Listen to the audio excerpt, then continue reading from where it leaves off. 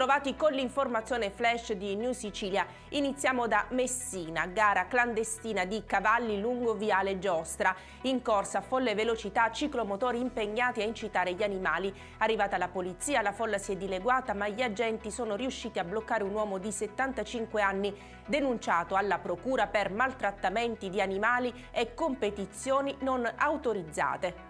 Sembrava un incidente, ma invece c'era stato un pestaggio. Succede a Sortino, nel Ragusano, dove i carabinieri, insospettiti dalla saracinesca divelta di un bar, hanno avviato le indagini, scoprendo che un uomo era stato picchiato con bastoni, calci e pugni e arrotato con la macchina. La vittima del tentato omicidio non ha fatto denuncia, ma gli aggressori sono stati identificati.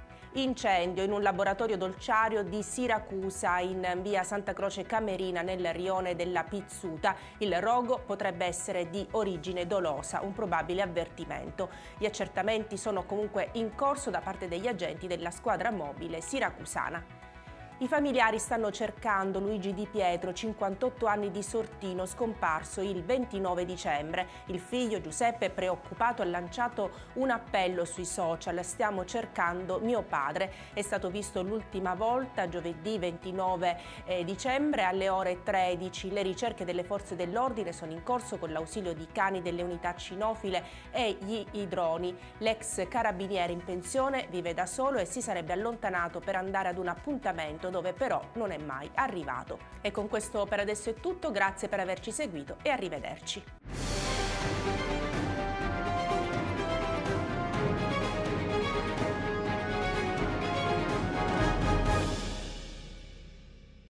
Natale ad Acireale.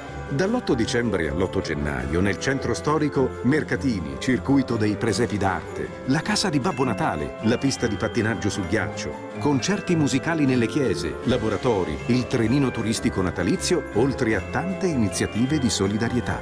Il 24 dicembre alle ore 20, Uzzukku, tradizionale accensione. L'amministrazione comunale augura buone feste.